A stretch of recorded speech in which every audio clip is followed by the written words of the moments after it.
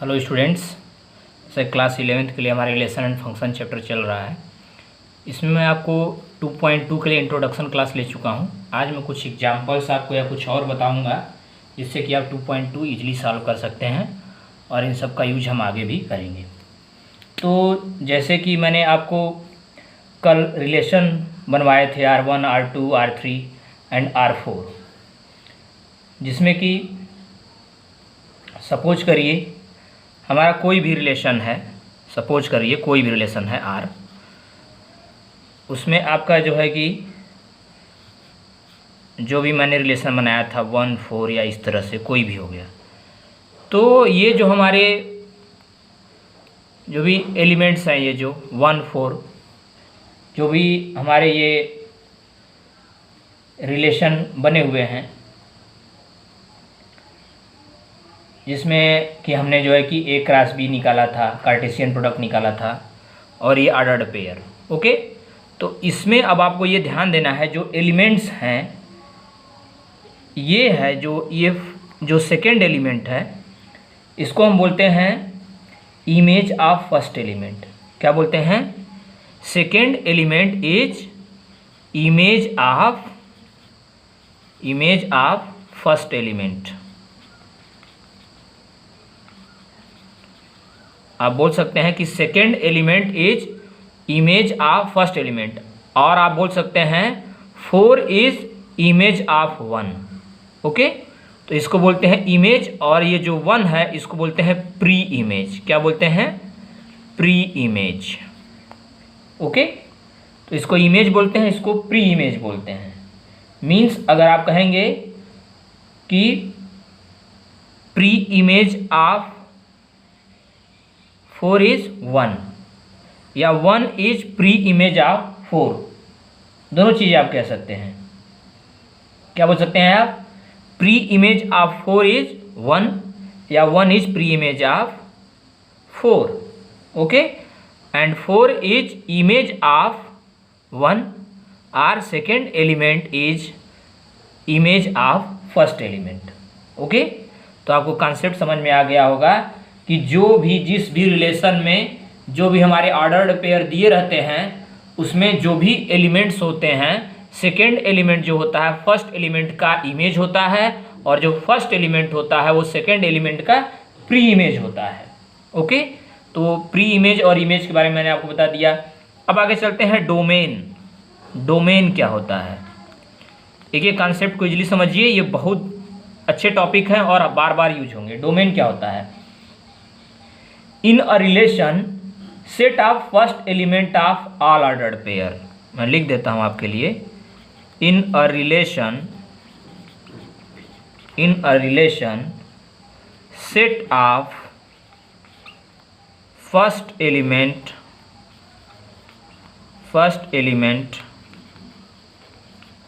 Set of first element of all ordered pair. Okay, in a relation set of first element of all ordered pair। तो जैसे कि कल मैंने आपको set दिया था, ए सेट आपका क्या था 1, 2, 3 एंड बी सेट आपका क्या था 4, 5, 6। तो मैंने आपको कहा था in a relation set of first element of all ordered pair. तो जो हमारे पेयर बने थे, जैसे कि R1 में मैं लिखूंगा नहीं, आप प्रीवियस वीडियो में दिखेंगे, तो R1 में जो भी हमारे ऑर्डर्ड पेयर बने थे 1, 4, 1, 5, 1, 6, 2, 4, 2, 5, 2, 6, 3, 4, 3, 5, 3, 6, ये हमारे R1 रिलेशन था। तो उसमें मैंने क्या बोला?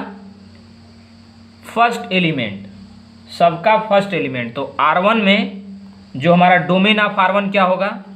Domain of R1। Domain of R1 क्या हो जाएगा?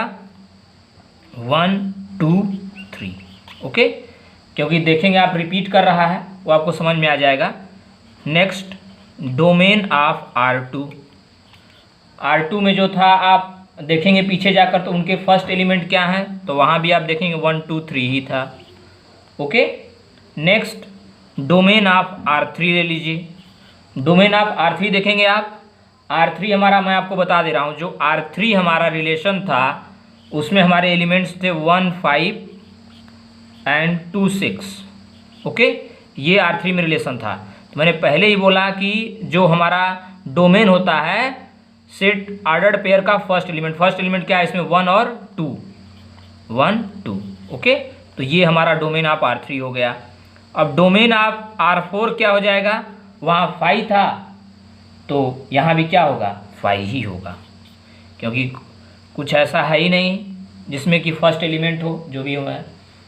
तो और ये जो भी हैं इनको हम एक तरीके से और क्या कह सकते हैं, ये सब क्या है, सेट ऑफ प्री इमेज हैं है कि नहीं, ये सेट ऑफ क्या है, प्री इमेज है, क्योंकि ये सारे कौन से एलिमेंट हैं, फर्स्ट एलिमेंट ही हैं। और फर्स्ट को मैंने क्या बताया था कि ये प्री इमेज होता है। तो ये हम कह सकते हैं जितने भी मैंने रिलेशन के रूप में आपको बताया ये सारे क्या है, सेट ऑफ प्री इमेज हैं। नेक्स्ट, आपको डोमेन समझ में आ गया होगा। In relation set of first element of all order pair, आपको ये ध्यान देना है कि जो भी चीज़ें, जो भी ऑर्डर्ड पेयर में नंबर्स जैसे आप देखेंगे तो उसमें 1, 4, 1, 5, 1, 6, 2, 4, 2, 5, 2, 6 इस तरह से हैं, लेकिन आपको 1, 1, 1 3 बार आया, लेकिन आपको रिपीट नहीं करना है, ओनली 1 टाइम आपको लेना है। क्या लेना है, ओनली 1 टाइम लेना है। अब आगे हम चलते हैं रेंज पे चलते हैं। रेंज पे चलेंगे, रेंज को क्या बोलते हैं, in a relation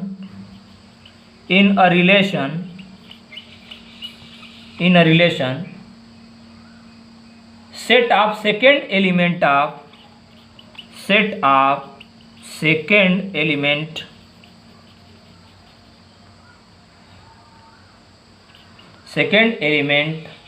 of all ordered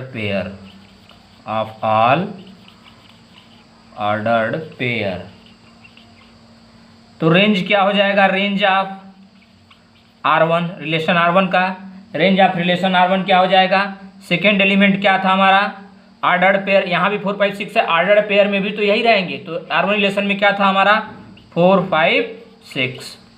range of R2, relation R2 का रेंज क्या हो जाएगा, तो R2 में क्या था, वहाँ भी आपको सारे ही पॉइंट्स थे 4, 5, 6।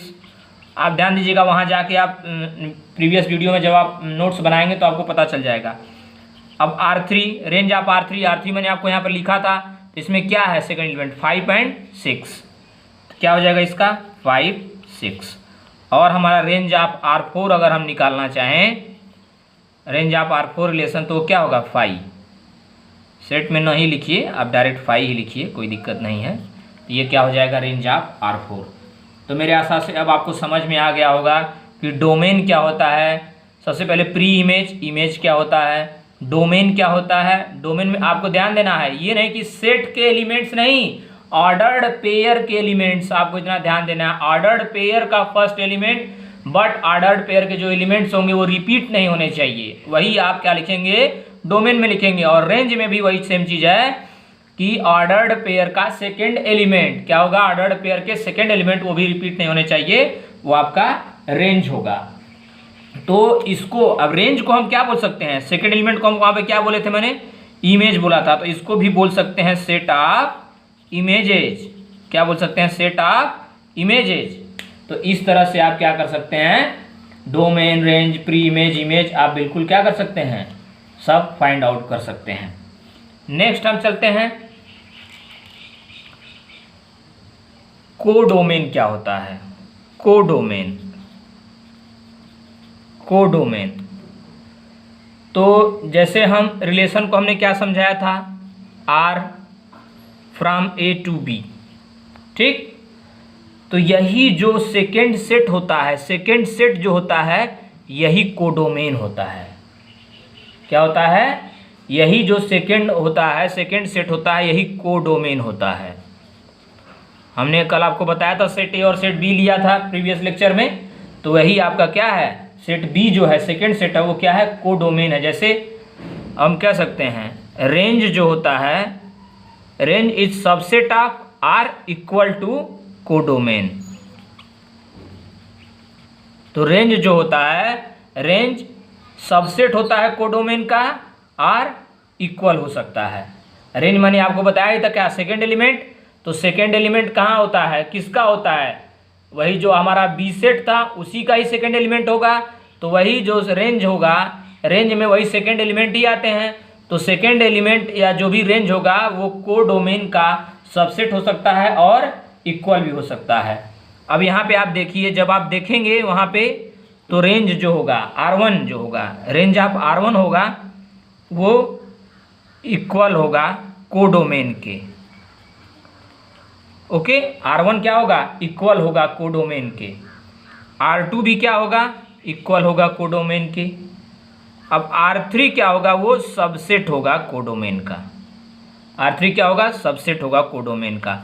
R4 क्या होगा, वो भी सबसेट होगा कोडोमेन का। तो ये आपको ध्यान देना है, मैं रिलेशन यहाँ पे नहीं लिखा नहीं हूँ, मतलब जो मैंने R1 R2 R3 R4 जो भी रिलेशन निकाले थे, और ये मैंने रेंज के रिलेशन को, R1 का रेंज जो रिलेशन है उसको मैंने बताया है कि रेंज जो है वो कोडोमेन के इक्वल या कोडोमेन का सबसेट होता है। ओके, तो इस तरीके से आपको कोडोमेन है या रेंज है आप डिफाइन कर सकते हैं। नेक्स्ट हम सोचते हैं set builder form and roster form, मैं आपको पहले ही बता चुका हूँ।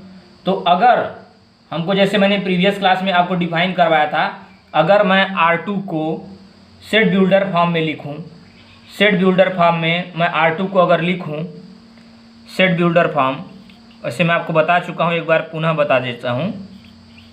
सेट बिल्डर फॉर्म में आपको मैंने जो R2 रिलेशन लिखवाया था उसको मैं सेट बिल्डर फॉर्म में लिख रहा हूं। तो R2 इज इक्वल टू हम क्या लिख सकते हैं, X Y, Y is equal to मैंने क्या लिखा था, x+3, where x belongs to A and y belongs to B। Okay, ये मैंने आपको सेट बिल्डर फॉर्म, और वही रोस्टर फॉर्म में लिखना हो तो जितने ऑर्डर्ड पेयर थे उनको हम 1 by 1 लिख सकते हैं। ओके, तो इस तरह से जो है कि आप ये चीज़ें कर सकते हैं। तो जैसे कि अब हम कार्टेशियन प्रोडक्ट लिखते हैं, जैसे मैंने A क्रॉस B लिखा है, A क्रॉस B ये क्या है, कार्टेशियन प्रोडक्ट। ओके, तो इस केस में भी क्या कर सकते हैं, इस केस में भी हम बता सकते हैं A क्रॉस B जो कार्टेशियन प्रोडक्ट है, इस केस में भी हम डोमेन रेंज बता सकते हैं। इसमें भी जो है कि डोमेन अगर हम देखें तो 1 2 3 हो जाएगा। ओके, रेंज देखें तो क्या हो जाएगा, 4 5 6 हो जाएगा। कार्टेशियन प्रोडक्ट आप निकालिए, उसके ऑर्डर्ड पेयर जो आते हैं आप उसका भी डोमेन और रेंज निकाल सकते हैं। मैं उन्हीं का निकलवा रहा हूँ जिसका मैंने R1 R2 R3 R4 previous lecture में आपको कराया है। इसी तरह से कोडोमेन क्या होगा, कोडोमेन क्या होगा, कोडोमेन क्या होगा आपका, B होगा, इंटायर सेट ऑफ B। क्या होगा, entire set of B। Okay, तो इस तरह से होता क्या है, और ये इसको हम डोमेन रेंज इस तरह से जो हम फाइंड आउट कर रहे हैं, इसको हम ये इसलिए कहते हैं बिकॉज, ये इसलिए होता है क्योंकि बिकॉज A क्रॉस B जो होता है वो सबसेट होता है A क्रॉस B का। मैं पहले भी बता चुका हूँ आपको कि every set is a subset of itself. तो जो A क्रॉस B का जो रिलेशन होगा वो सबसेट होगा A क्रॉस B का। मीन्स पहले ही बता चुका हूँ आपको, every set is a subset of itself. Okay, ये चीज़ें मैं आपको पहले ही बता चुका हूँ। तो अब जो है कि एरो डायग्राम मैं आपको बता ही चुका हूँ। ए बी का आपको बनाना होगा तो जितने भी, जैसे आपको मैंने बनवाया था R1 रिलेशन में आप बनाइए, अगर बाकी आप खुद बनाइएगा, मैं ए बी आपको बता दे रहा हूँ बस R1 रिलेशन का। R1 में सारे ही पॉइंट्स थे, तो 1 2 3 था यहाँ पे, B में हमारा क्या था, 4 5 6 था। तो मैंने बताया था एरो डायग्राम जब हम बनाएंगे तो 1 का 4 1 का 5 1 का 6 पहले हो जाएगा, फिर 2 का 4 2 का 5 2 का 6 हो जाएगा, 3 का 4 3 का 5 3 का 6 हो जाएगा। इस तरह से जितने भी पॉइंट्स रहेंगे वो हम बना सकते हैं। R2 में हम जो देखेंगे, R2 में जितने बनेंगे हम उसका बना देंगे, R3 में देखेंगे जितने बनेंगे हम बना देंगे, R4 में देखेंगे, इस तरह से हम क्या कर सकते हैं, सबको बना सकते हैं। R4 में जब आप देखेंगे, जैसे मान सपोज कर लीजिए A और B दिया हुआ है और हमारा 1 2 3 इसमें है, सपोज कर लीजिए कि जो बन रहा है पॉइंट्स 1 2 3 हो गया, यहाँ 4 5 6 हो गया। ए बी हो गया, ठीक है। और आपको ये देख रहे हैं, सपोज कर लीजिए 1 5 केवल है तो 1 5 हम लिखेंगे, 2 6 है तो 2 6 लिख, या कि 1 4 नहीं है तो हम रिलेशन नहीं लिख सकते हैं। तो जो रिलेशन आपको रहेगा वही रिलेशन आप लिख सकते हैं। ओके, तो इस तरीके से आप जो भी हैं आप समझ चुके होंगे। आपको मैं set builder form, set builder form सारे मैं आपको बता ही चुका हूँ। कोडोमेन मैंने आपको बता दिया, सब कुछ मैंने आपको बता दिया है। मैं कुछ एग्जांपल्स भी आपको करवा देता, लेकिन यहाँ पे जो है कि क्या कि टाइम थोड़ा सा ज़्यादा हो रहा है, वीडियो लंबा होने पे जो है कि अपलोड करने में प्रॉब्लम्स आती हैं। इसलिए मैं सोच रहा हूँ कि अब आपको मैं बता चुका हूँ सारे पॉइंट्स क्या होते हैं। अब जो है कि कुछ पॉइंट्स और, मतलब एक पॉइंट्स मैं और आपको बता दे रहा हूँ जिससे कि आप सारे क्वेश्चंस लगा सकें। मैं यहीं बता दे रहा हूँ आपको। अगर आपको नहीं समझ में आएगा तो आप पुनः अगेन कमेंट करिए, मैं फिर से सारे रिलेशन लिखूँगा और आपको पुनः बता दूंगा। लेकिन अगर आपको समझ में आ जाता है तो फिर आपको कोई दिक्कत नहीं होगी। बस सारे पॉइंट्स इजीली आप देखिए। आप अगर नोट्स बना लेंगे, आप सारे रिलेशन सामने रखेंगे तो आपको सारे पॉइंट्स क्लियर हो जाएंगे। अब जैसे कि आपको निकालना हो टोटल नंबर ऑफ रिलेशन, क्या निकालना है? Total number of relation find out करना है आपको। और आपको दिया हुआ है NA दिया हुआ है, number of A set P, और NB जो दिया हुआ है वो Q दिया हुआ है। तो आपको निकालना होगा total number relation from set A to B। Okay, अगर आपको निकालना हो total number of relation, total number of relation from set A to B, तो क्या होगा 2 की पावर PQ। क्या होगा 2 की पावर PQ। तो आपका जो NA क्रॉस B हो जाएगा वो क्या हो जाएगा? PQ हो जाएगा। ओके, तो total number relation from set A to B क्या हो जाएगा? 2 की पावर PQ होता है। और ये नंबर ऑफ जो आप A cross B Cartesian product जो भी निकालेंगे तो ये क्या हो जाएगा? NA cross B equal to PQ हो जाएगा। ओके, तो total number relation from A to B is equal to total number of subset of A cross B। Okay, तो इस तरह से भी हम कर सकते हैं। जैसे अब जैसे आपको दिया गया है, एक एग्जांपल ही मैं दे देता हूं आपको। A इज इक्वल टू दिया हुआ है 1 2, B इज इक्वल टू आपके पास है 3 4। ओके, तो आपको पूछा जाए total number of relation A to B, तो NA यहाँ पे कितने हैं? 2 हैं। NB कितना है? AB कितना है? 2। तो NA क्रॉस B क्या हो जाएगा? 2 × 2 इज इक्वल टू क्या आ जाएगा? 4। ओके, तो दोनों ही, और जो है कि ये क्या होगा? NA क्रॉस B आया ये, और आपका जो है कि टोटल नंबर ऑफ रिलेशन क्या हो जाएगा? ये तो आया NA क्रॉस B हो गया। आपको ये निकालना हो या ये टोटल नंबर ऑफ रिलेशन होगा 2 की पावर कर देते हैं। तो आपको जब total number of relation find out करना होगा तो क्या होगा? 2 की पावर कितने आपके पास हैं? ये NA क्रॉस B कितने हैं? 4। तो क्या हो जाएगा? टोटल नंबर ऑफ रिलेशन कितने आ जाएंगे? 16। ये आपको ध्यान देना है। मीन्स आपको NA क्रॉस B पूछा जाएगा तो जो भी नंबर्स दिए रहेंगे PQ उनका आप मल्टीप्लाई कर देंगे। उसके बाद तब आप जो है कि आपको total number of relation from set A to B पूछा जाएगा, तब आप क्या करेंगे? 2 की पावर करेंगे। तो इस तरह से आपका 16 ये आ जाएगा total number of relation from set A to B। Okay, तो इस तरह से आपको ध्यान देना है कि आपको कैसे निकालना है। Means that total number of relation from A to B is equal to total number of subset of A cross B, मतलब NPA cross B is equal to 2 की पावर PQ। ये आप हमेशा ध्यान देना है। ओके, तो इस तरह से आप फाइंड आउट करेंगे। कोई प्रॉब्लम होगी तो आप नेक्स्ट आप कमेंट कर सकते हैं, आप बता सकते हैं, जिससे कि मैं आपको नेक्स्ट क्लास में बता दूंगा। Okay, thank you class.